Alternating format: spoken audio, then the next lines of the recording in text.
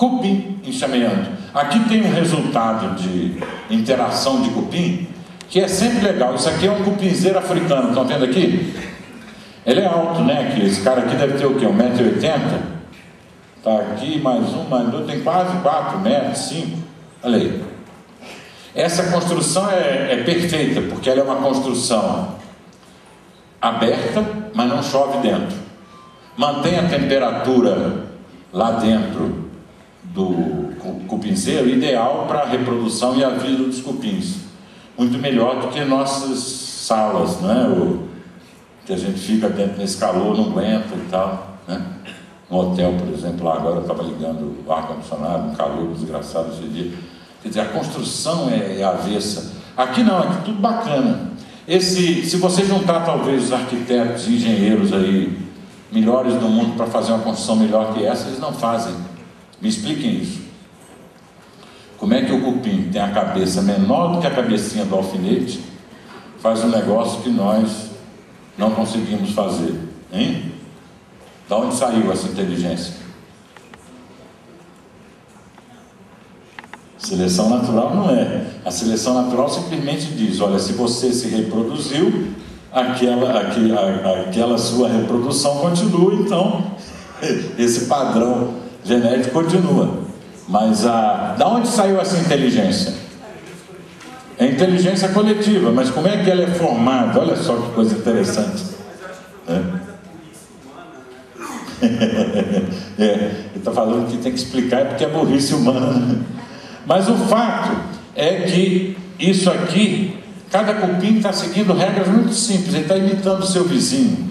Ao imitar, ele introduz uma variação. Claro, ele não vai imitar perfeitamente, né? Ao botar um grãozinho lá de saliva de argila ou sei lá de quê, a distribuição dessas variações vai gerando ordem, ou por uma lei de potência, né? A gente já consegue explicar um pouco, né? Mas agora vocês vão ver aí um swarm feito por seres humanos. Houve um atentado nos trens lá em Madrid. O governo, que defendia uma plataforma rígida de tratamento com o separatismo basco, aproveitou o período pré-eleitoral para ir na televisão e dizer que aquele atentado tinha sido da ETA, dos separatistas bascos. Mas era mentira, o atentado tinha sido da Al-Qaeda. E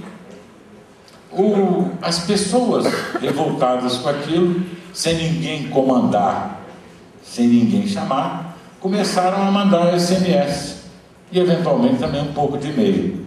Em 5 horas deu uma pane no sistema telefônico de telefonia celular da Espanha. As pessoas começaram a se juntar nas ruas. A proposta era se juntar em silêncio, para dizer que não estavam concordando com aquilo. Todo mundo em silêncio, na frente da sede do PP, que era o partido do governo, chamado lá Partido Popular. E você, de repente, aqui é uma foto do jornal O País, Espanha em la calle, né? Juntou assim, daí os caras já mandaram SMS para outro. Quem fez isso não foi o celular, né, gente? O celular só e o e-mail facilitaram a comunicação, mas foi um fenômeno que aconteceu na sociedade, né? Foi um swarming. Claro, se você tivesse só o telefone fixo, seria mais difícil. Se não pudesse mandar mensagem, tinha que falar com cada um, ia ser mais difícil. Mas isso não foi feito com spam, porque spam celular só quem consegue fazer é a companhia telefônica. O usuário não consegue, né? Então foi um mandando para um. O que passava era a confiança, vocês entenderam? Quer dizer, foram conexões de um a um que foram sendo replicadas, e foi gerando um swarm. Diga. Passa também a questão da ferramenta, né? Porque a Espanha é mundialmente, na proporção, o país que mais usa SMS. Pois é. A ferramenta foi muito importante. Mas facilitou. Mas o que aconteceu foi um swarm civil. E o crunching, que é a redução do tamanho do mundo, É uma espécie de amassamento. O mundo ele está ficando menor. Isso é chamado Small World Phenomenon. Vocês já notaram que o mundo está ficando menor? Está ficando menor em termos sociais. Já falei um pouquinho disso hoje. Quando você aumenta o índice de distribuição e conectividade, você diminui os graus de separação. O que são os graus de separação? É a extensão característica do caminho de uma mensagem. Ou seja, é o número de intermediários que uma mensagem tem que passar para ela ir de um nodo a outro nodo qualquer da rede. O que eu quero dizer para vocês, nesse caso, é o seguinte, vê se dá para entender. Aquela cidade lá, daquele zigurate que a gente projetou agora, Uruk, tinha 2.000 habitantes. E ela era muito maior em termos sociais do que Nova York hoje.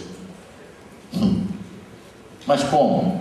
Porque lá era muito mais difícil você chegar a qualquer outro desses 2.000 nodos daquela sociedade, porque os graus de separação eram muito maiores, havia muito mais muro, você nascia a vida toda e nunca tinha contato, nem poderia ter com uma outra pessoa, dependendo da posição onde ela estava.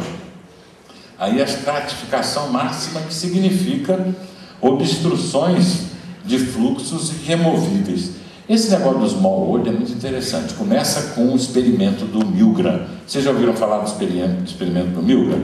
Foi esse Milgram e o outro professor aí, o Travis, eles eram professores lá em Harvard. Em 1967, o Milgram fez um experimento que ele queria saber qual era o tamanho, o comprimento da corrente na sociedade americana em 1967. Então, ele, na época não tinha e-mail, né? E ele pegou cartas. Ele pegou 160 pessoas que moravam em Omaha e disse que elas tinham que enviar essas cartas para um corretor de valores que trabalhava em Boston. Mas não tinha o endereço do cara. Tinha que dar de mão em mão a carta. Então eu dava a carta para você, porque eu lhe conheço, você dava a carta para outra pessoa que você conhece, e ele foi rastreando o número de intermediários que aquela carta passou de mão em mão. A média disso tudo deu um número legal, 5,5, que eram os graus então de separação. Ou seja, em 1967 você podia chegar a qualquer outra pessoa na sociedade americana passando por 5,5 em média intermediários. Opa! Esse, como é que volta? Mas é porque aqui tem o anterior, mas não tem o comando.